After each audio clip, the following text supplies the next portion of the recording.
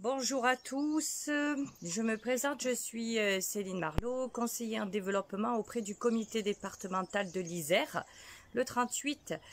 Donc suite aux 4 activités que je vous ai présentées la semaine dernière, donc je viens vous présenter la dernière activité extérieure qui est la randonnée. Oui, à l'EPGV, nous avons plusieurs clubs qui mènent de l'activité extérieure comme de la randonnée tout au long de l'année, avec forcément de la randonnée sur la période estivale et après au moment de la neige, forcément c'est la raquette. Oui, club, vous pouvez avec une personne formée spécifiquement, on appelle ça des ABR, accompagnateurs bénévoles de randonnée. Vous pouvez mettre en place cette activité dans vos clubs. C'est une activité justement qui laisse une liberté totale, soit une mise en place régulière, une par semaine, voire 2, en fonction du nombre de pratiquants que vous avez sur cette activité. Soit après, ça peut être une tous les 15 jours, ça peut être en semaine, ça peut être le week-end.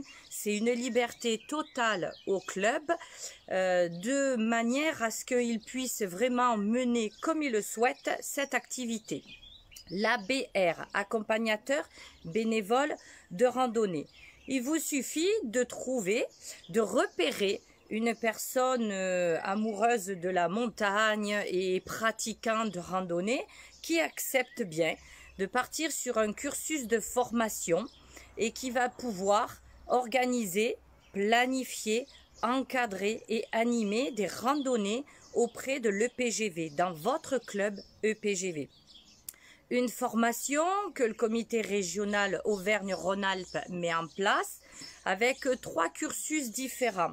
Un premier cursus, niveau 1, qui est un tronc commun où la personne, le licencié, vient juste chercher. Juste, c'est un petit mot, hein, parce qu'au contraire, il vient chercher toute la sécurité, la gestion du groupe, la technicité, les contraintes liées à l'activité. Et puis, pour arriver s'il le souhaite, à organiser avec son club des séjours, il pourra venir chercher le niveau 2. Le niveau 2 va lui permettre par la suite de pouvoir mettre en place des séjours à la semaine ou au moins à la nuitée, partir un week-end ou partir 3 jours.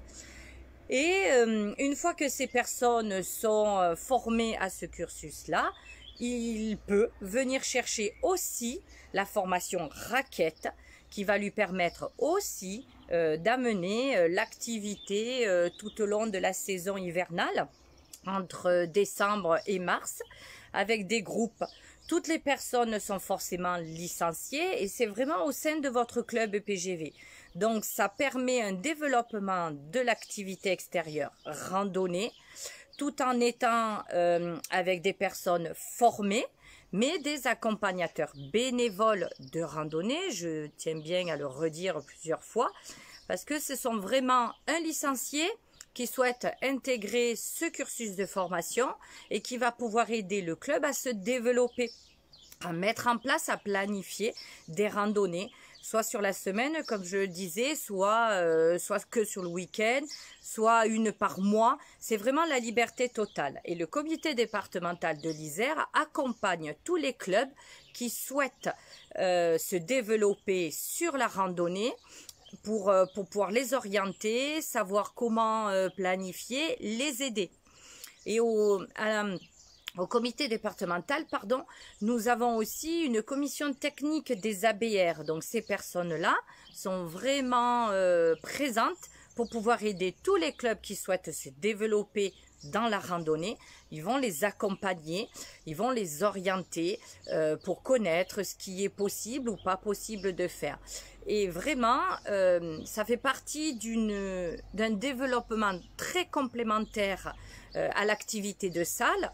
On peut attirer de nouveaux pratiquants, de nouveaux licenciés qui sont essentiellement que sur la salle et qui souhaiteraient venir pratiquer la randonnée. Forcément, comme toute activité à l'EPGV, c'est très convivial et vraiment, c'est ouvert à tous les niveaux.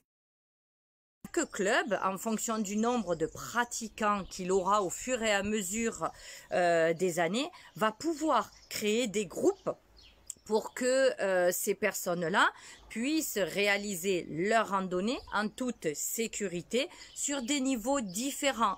Effectivement, on va pouvoir mettre une randonnée de 300 mètres de dénivelé, une autre de 800 mètres de dénivelé, avec des distances en kilomètres différentes aussi.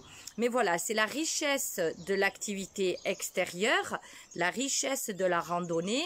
Et oui, nous, au comité départemental 38, nous sommes force de proposition sur ces activités-là. Donc, toutes les activités que je vous présentais depuis la semaine dernière, donc je les énumère: course, courir, sport santé; marche active, sport santé; marche nordique, sport santé; buggy pump, d'accord, marche dynamique, buggy pump; et aujourd'hui, et pour terminer, la randonnée pédestre, période hivernale. Donc le comité départemental reste vraiment à votre écoute si vous avez besoin d'informations, si vous avez besoin d'une aide pour vous orienter sur telle ou telle discipline. Vraiment, nous sommes leaders au département 38 sur l'activité extérieure et vraiment c'est une force de pouvoir le maintenir et je pense que nous en avons besoin. Et franchement, le défi que le comité départemental va se lancer pour la saison prochaine, c'est que nos 108 clubs de l'Isère puissent avoir au moins une activité extérieure au sein de leur club. Tous les clubs devraient proposer une activité extérieure. Or, comme je le disais, moins de soucis financiers, plus de créneaux en salle, les pratiquants ont une liberté totale et vous voyez qu'en plus nous avons un beau panel d'activités extérieures. Donc je conclus sur ces quelques mots. Le comité départemental reste vraiment à votre écoute pour toutes ces activités extérieures, pour les développer, pour les enrichir et voilà, et si vous avez besoin de quoi que ce soit, donc je suis présente, je suis à votre écoute, soit par mail, soit par un coup de téléphone, afin que je puisse vous orienter et vous aider. Je vous souhaite une très bonne journée, au plaisir de vous retrouver sur des futurs ateliers au comité départemental EPGV 38. Bonne journée, merci.